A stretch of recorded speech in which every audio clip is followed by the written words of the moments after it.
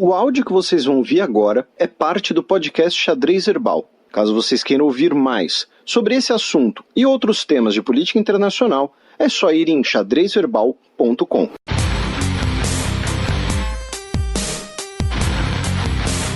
Giro de notícias.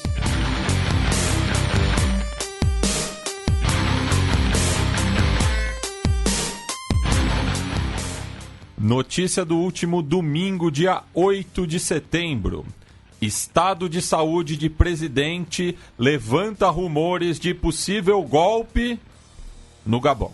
Exatamente. No Gabão, o presidente Ali Bongo, ele sofreu um AVC há cerca de um ano atrás, na Arábia Saudita, e ele, desde então, tem saído e voltado do país para fazer tratamentos. Só que o que aconteceu? Na semana passada, ou seja, semana, né, que deveria ter sido do outro programa, porém a gente ainda não tinha visto essa notícia, ele compareceu aos festejos da independência do país, e ele, que tem 60 anos de idade, ele estava ali com uma aparência debilitada, ele não conseguia ficar de pé sozinho, ele usou ali uma espécie de bengala e tal, e ele tem, como eu disse, viajado para fora do país frequentemente para procurar tratamento de saúde.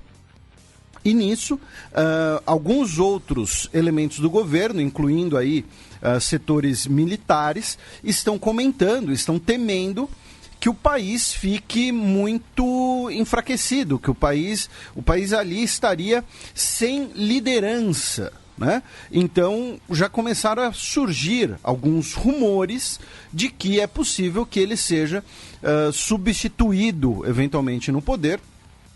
E quando, né, usar o termo, né, golpe, porque essa substituição pode ocorrer tanto por algum acordo, quanto também pela simplesmente deposição dele, aproveitar a ausência dele durante uma dessas viagens. Então, a saúde do Ali Bongo, que o Ali Bongo ele governa o Gabão desde 2009, quando ele substitui o Omar Bongo, pai dele, né? Os Bongo governam o Gabão desde a independência da França. E você tem essa possibilidade, esses rumores de eventualmente acontecer algo no Gabão, né, por conta aí da saúde do presidente. E não foi o Gabão, né, que teve aquela suspeita de que tinha um sósia do presidente. Não, foi na Nigéria. Foi na Nigéria. Foi na Nigéria que tinha um doppelganger. 3 notícias do começo da semana, segunda-feira, dia 9 de setembro. Morre iraniana que ateou fogo ao corpo contra a proibição de mulheres em estádios. Infelizmente, a ativista iraniana Sahar Khodayari, ela morreu internada no hospital iraniano, ela tinha 30 anos de idade.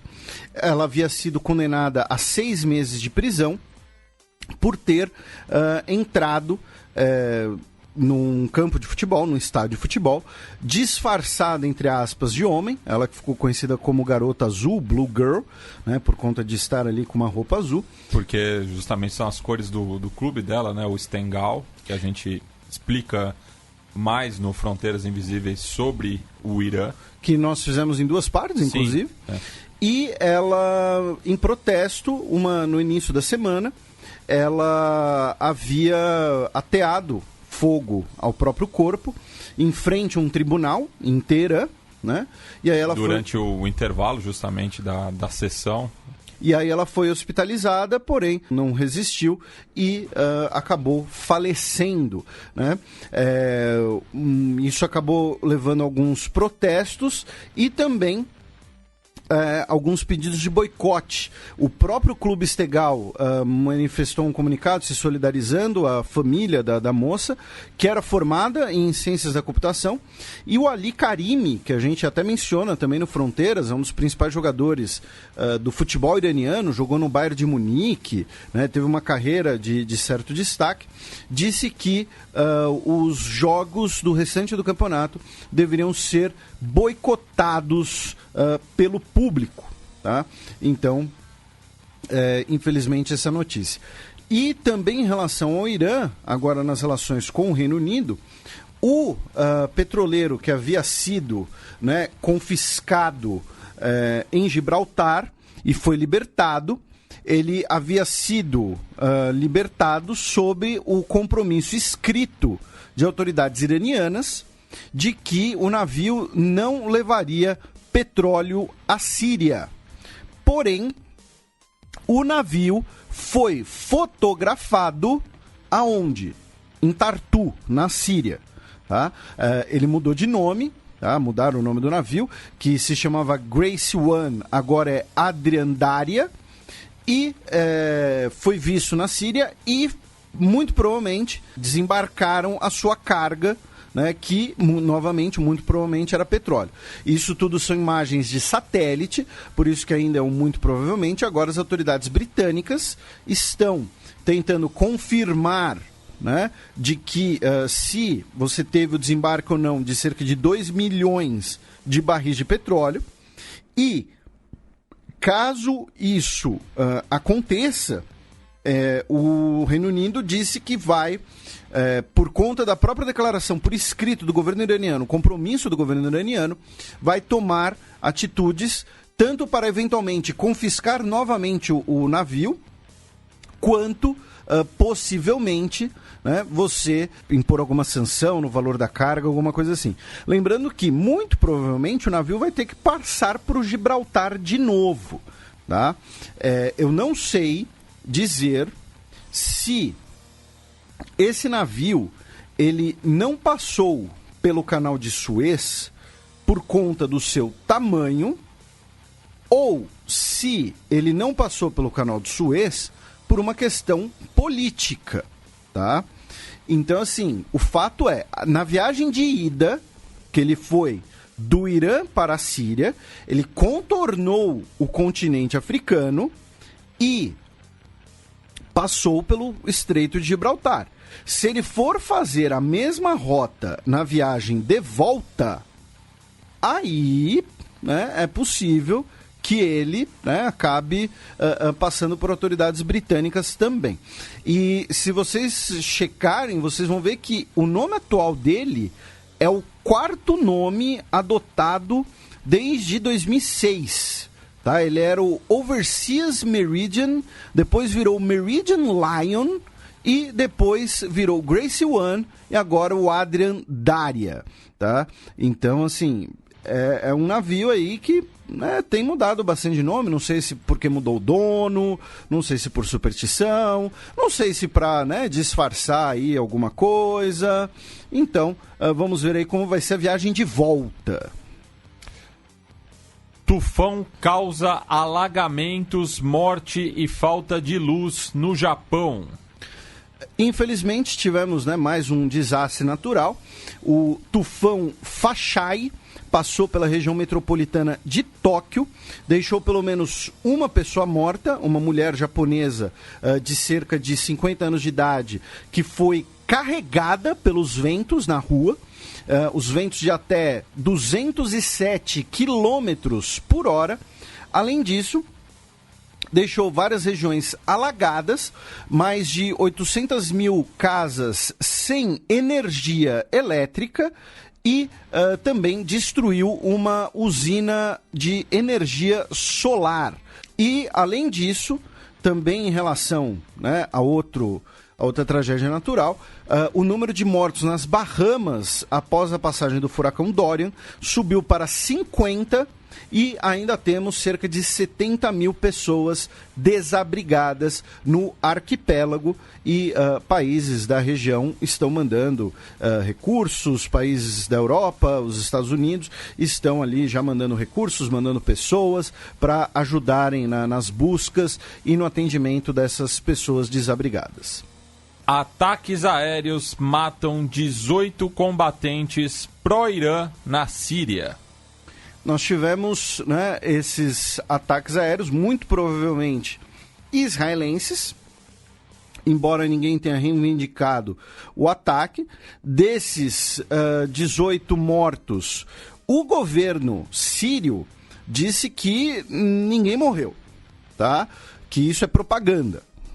Já o governo britânico disse que foram realizados esses ataques e que cerca de 18 integrantes de grupos pró-Irã, né, também conhecidos como Hezbollah, embora o nome não tenha sido explicitamente citado, foram mortos nesse ataque, que muito provavelmente foi uma represália a um ataque de foguetes realizados pelo Hezbollah contra o norte de Israel essa semana.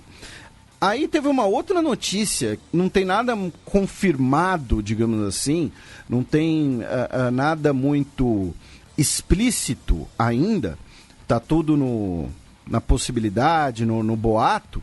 Israel teria realizado esse ataque, porém esse ataque ele seria o primeiro de uma série de ataques. Porém, depois desse primeiro ataque, caças russos passaram a patrulhar o espaço aéreo sírio na fronteira, perto da fronteira com Israel, o que teria dissuadido a Força Aérea Israelense de continuar os seus ataques.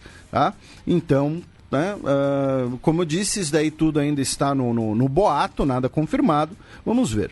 Matias, rapidinho, só para constar, enquanto a gente estava falando aqui, eu fiz uma busca. O Ariane Daria 1, ele não consegue passar pelo canal de Suez se ele estiver com toda a sua carga, tá? Porque ele ficaria, né, o calado dele não é suficiente. Então, o calado do canal, na verdade, né? Então, para viagem de volta, pode ser que ele passe pelo canal de Suez se ele estiver vazio. Mas para ir, por isso que ele teve que contornar o continente africano. Essas informações não são minhas, essas informações são tanto do Vessel Finder quanto da Bloomberg, tá? Eu tive que colar isso porque eu, né, não sei a capacidade aí exatamente do navio, se é compatível ou não com o canal de Suez de cabeça. Notícia da última terça-feira, dia 10 de setembro. Em promessa eleitoral, Netanyahu diz que anexará parte da Cisjordânia. O Netanyahu está querendo botar todas as possibilidades na mesa, tá querendo apelar. Meteu louco, né? Ele disse que isso daria ao país fronteiras permanentes e seguras, né, pela primeira vez na história, segundo ele, de aplicar a soberania israelense ao Vale do Rio Jordão e à região ao norte do Mar Morto. Tá? Muitas regiões dessas, inclusive, já têm assentamentos israelenses, porém ele disse que pretenderia, né, anexar, ou nas palavras dele, impor a soberania. Porque o que acontece? Teremos, semana que vem, 2 eleições importantes. Uma delas vai ser a eleição em Israel no dia 17 de setembro. Nesse sentido, vários países árabes e a Liga Árabe condenaram a declaração do Netanyahu. Tá? O governo jordaniano disse que isso acabaria com toda qualquer chance de paz e de estabilidade na região. O governo turco também condenou as declarações. Tá? E a Rússia, parte do Conselho de Segurança da ONU, né, disse que essa proposta aumentaria as tensões numa região já complicada e que não beneficiaria ninguém. Falando especificamente, né, do processo eleitoral, a gente tem apenas uma novidade, mas que não é nenhuma novidade tão grande assim, que os partidos árabes, né, formalizaram a sua lei, a sua lista conjunta para disputar as eleições. Nós já tínhamos essa lista conjunta, né, porém agora ela foi expandida com a participação de alguns outros pequenos partidos que estavam de fora. Lembrando, 20%, né, da população israelense é de origem árabe, inclusive. É uma população árabe, na verdade. Mas esse recorte é demográfico ou eleitoral? Demográfico, 20% da população. E o que acontece? As pesquisas de opinião dizem que o Israel vai basicamente ficar na mesma. Tá? Por quê? Porque hoje nós temos um governo travado, já que o governo tem 60 assentos no parlamento. Para você ter maioria, você precisa ter 61. Então você não tem nem o suficiente para ter o governo, nem o suficiente para ter uma oposição que derruba o governo.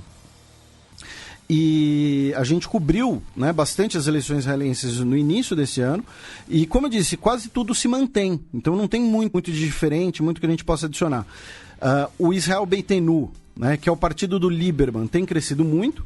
E aí fica só a contextualização para os nossos ouvintes novos. Em Israel, basicamente, o que a gente chama de esquerda e direita, lá você tem uma divisão interna que você tem a direita secular e a direita religiosa. E você tem uma esquerda secular e uma esquerda religiosa também, embora menor.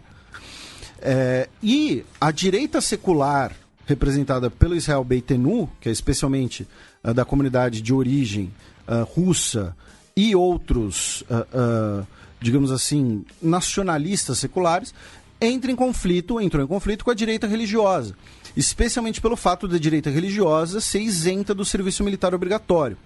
Os ortodoxos, no Isso, caso, os né? ortodoxos.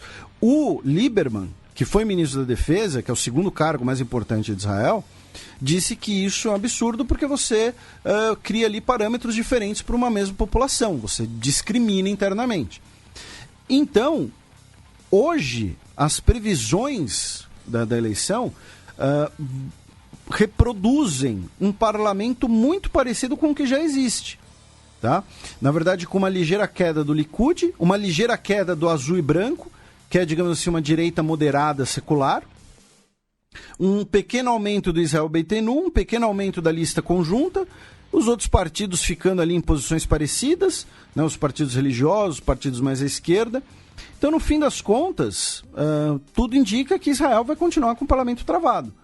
Que é possível que o Netanyahu, de novo, ganhe, mas não leve as eleições parlamentares.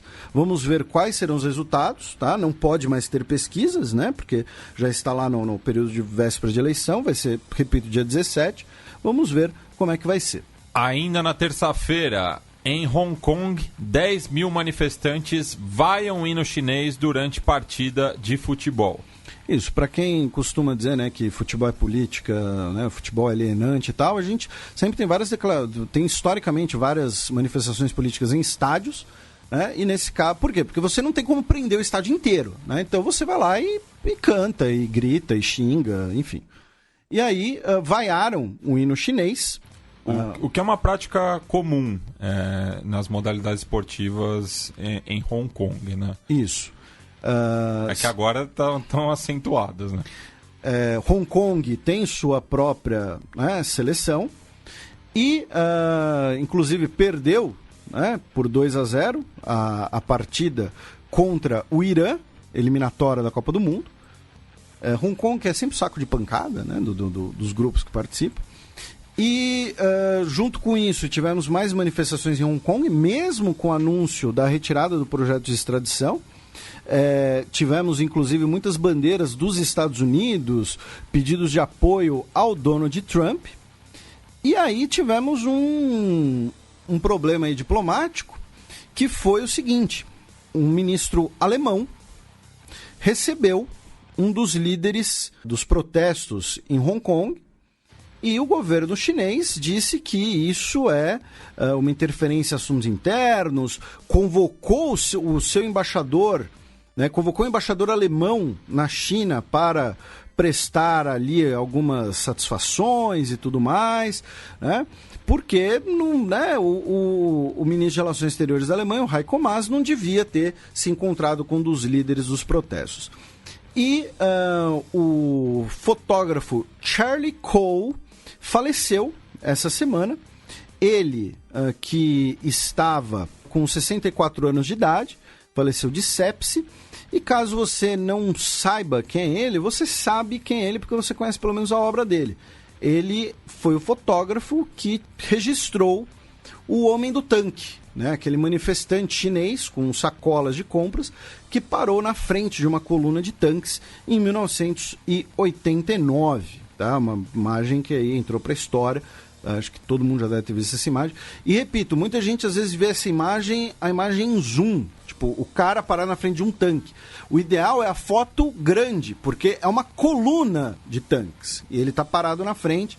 Então, tá aí, faleceu de sepse essa semana.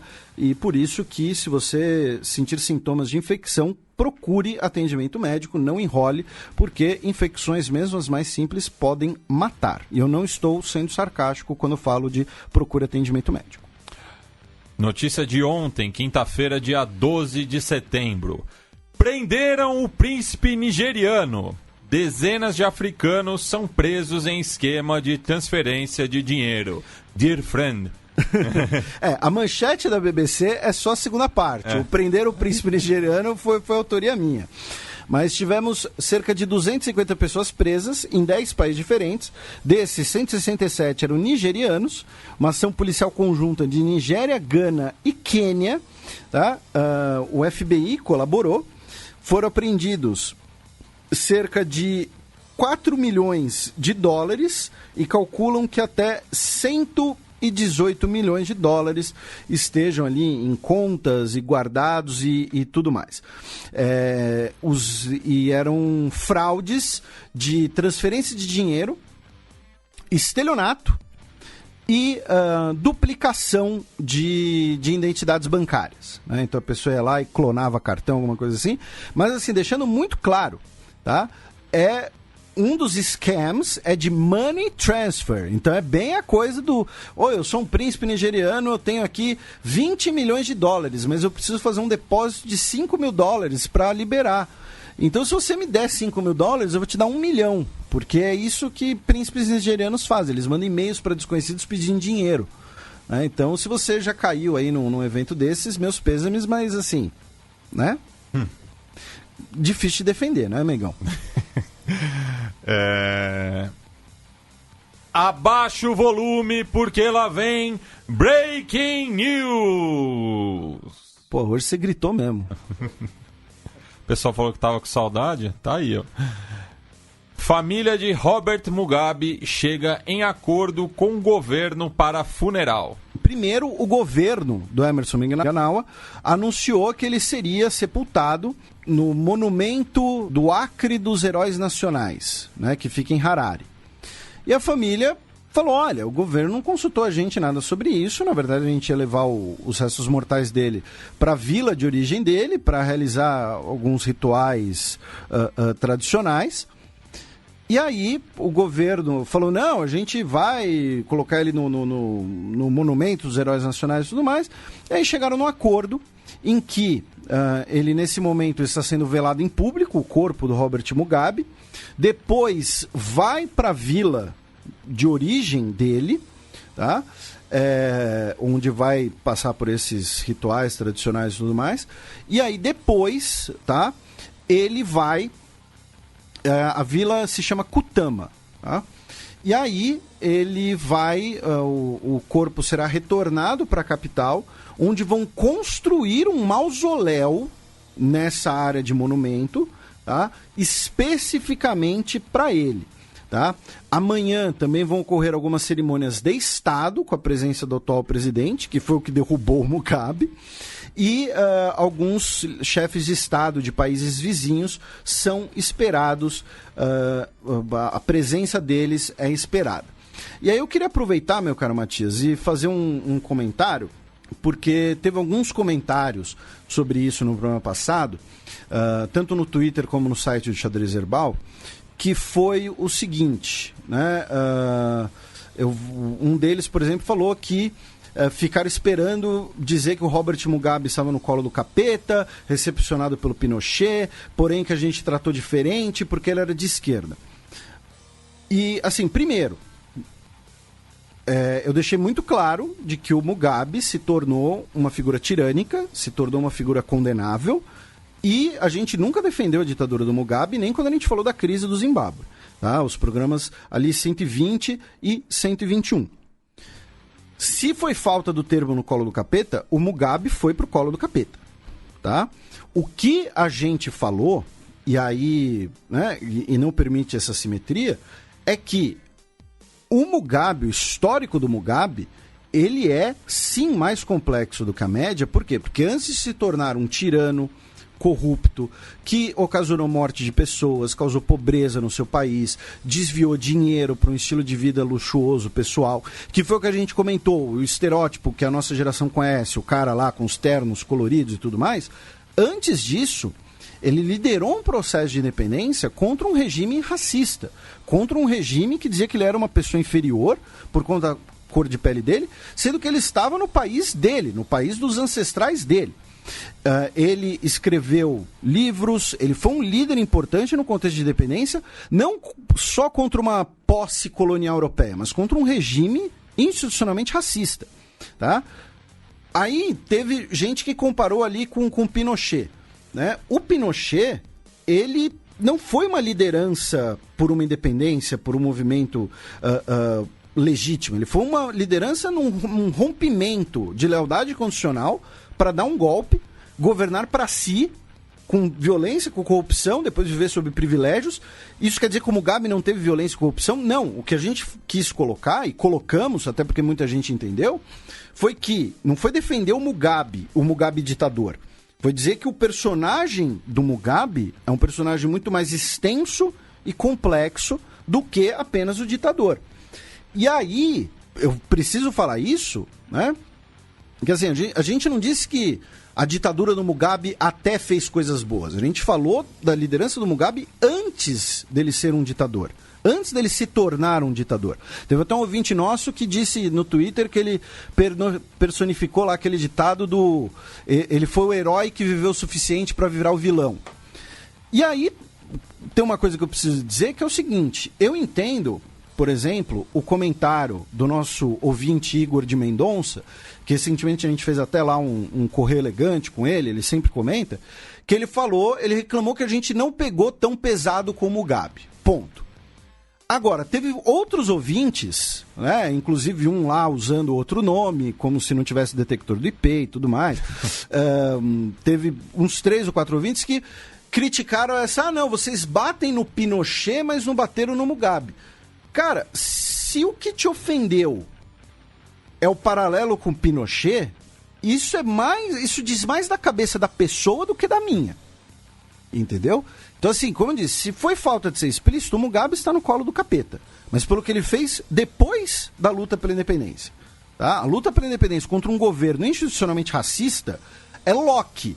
É um filósofo liberal que falou, olha, um tiranicídio é legítimo. Entendeu? É autodefesa.